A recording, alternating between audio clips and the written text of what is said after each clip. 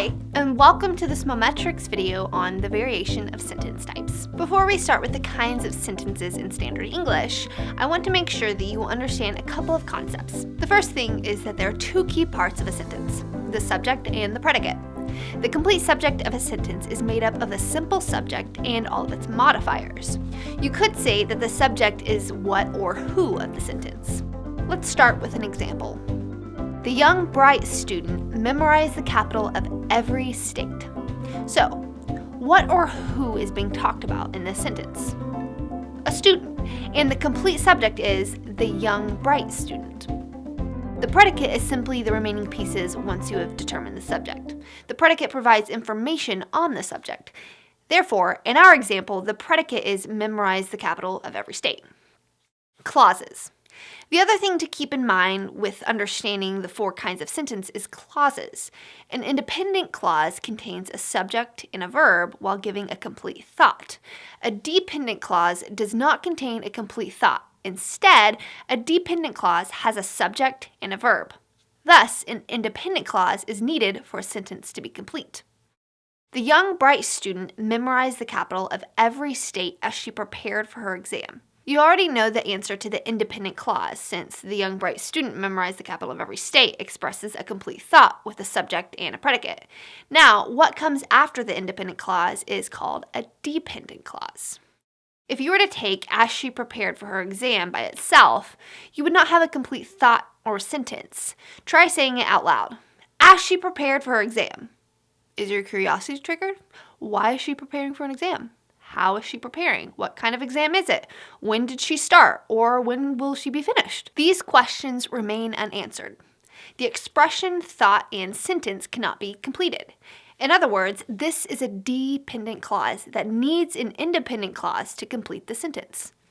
The young, bright student is preparing for her exam by memorizing the capital of every state. Be sure to pause when the time comes to make your own example. A next step could be to make a commitment to read as often as you can by going through novels, news articles, and nonfiction pieces. With a disciplined approach to reading, you will improve not only your ability to recognize the kinds of sentences, but your ability to write more intriguing material. While reading, you may not notice or even realize that one sentence is complex and another is compound and then the next is simple. If you have diagram sentences in grammar classes, then you are ahead of the game and will certainly notice each kind of sentence if you take the time.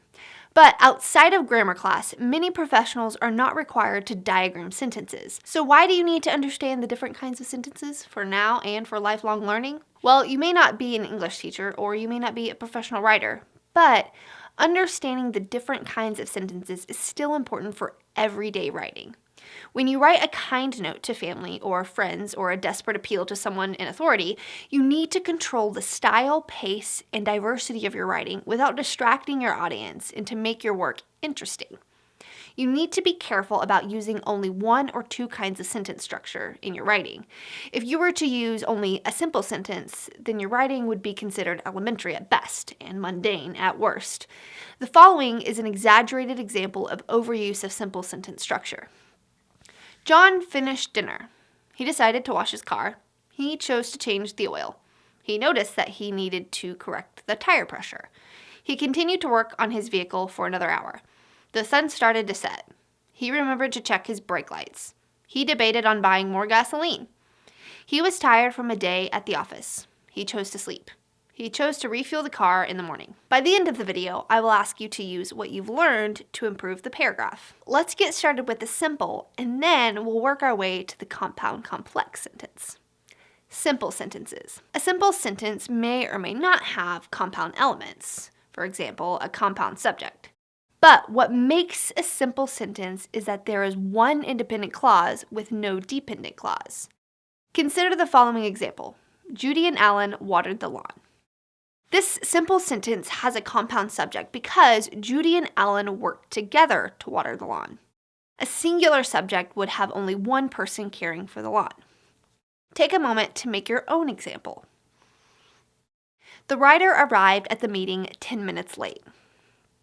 The subject is writer. The verb is arrived. The predicate includes the verb and everything else. You have an independent clause because a complete thought has been expressed. It is as simple as that. Compound sentences.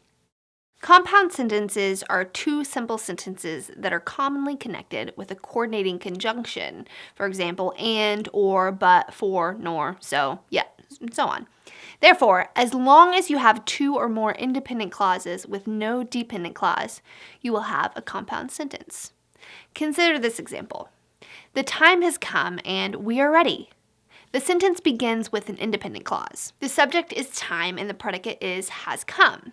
After the coordinating conjunction, you have a second independent clause. Complex sentences. A complex sentence has one independent clause and one or more dependent clauses. Consider the following example.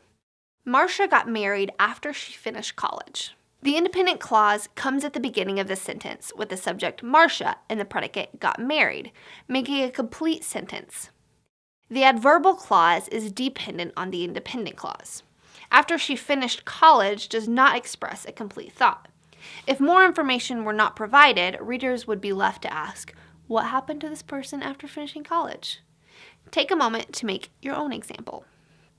Before we start, I need you to update the computer software. The sentence begins with an adverbial clause that is dependent on the following independent clause. It does not matter if the dependent clause is a noun, adjective, or adverbial clause. As long as your sentence has at least one dependent clause and only one independent clause, then you will have a complex sentence. Compound complex sentences. A compound complex sentence has at least two independent clauses and at least one dependent clause. Consider the following example. John is my friend who went to India, and he brought back souvenirs for us. This structure is simply a combination of the previous two sentence structures. Like a compound sentence, you need two independent clauses. And just like a complex sentence, you need one or more dependent clauses. In our example, John is my friend is the first independent clause. The second independent clause is, and he brought back souvenirs for us. Between these two independent clauses is an adjective clause, who went to India, that depends on the first independent clause. Take a moment to make your own example. Though our case seems decided, the judge may grant an extension, or she could make a decision today while we talk in her chamber. For this compound complex sentence, it may be helpful to separate the sentence at the conjunction or. Let's start with the beginning. You have an adverbial clause in though our case seems decided, and it depends on the independent clause, the judge may grant an extension. To be a compound complex sentence, we just need one more independent clause. However, what follows after the conjunction is an independent clause. She could make a decision today. And this is followed by the adverbial clause while we talk in her chamber. That is dependent on the independent clause, she could make a decision today. Now, you have the chance to revisit the example that I gave at the beginning of the video. Review the paragraph with the overuse of simple sentences, and take some liberty to improve the paragraph with compound, complex, and compound complex sentences. There can be other revisions that are correct as well. This is merely my revision. Before John finished dinner, he decided to wash his car. When the car was clean, he decided to change the oil, and he noticed that he needed to correct the tire pressure. He continued to work on his vehicle for another hour. The sun started to set when he remembered to check his brake lights. Completing those projects, he debated if he should get more gasoline before going to bed. Since he was tired from a day's work at the office, he chose to sleep and refuel the car in the morning. Thanks for checking out this video, and if you enjoyed it, hit the like button below. And for more of our videos, subscribe. See you guys next time.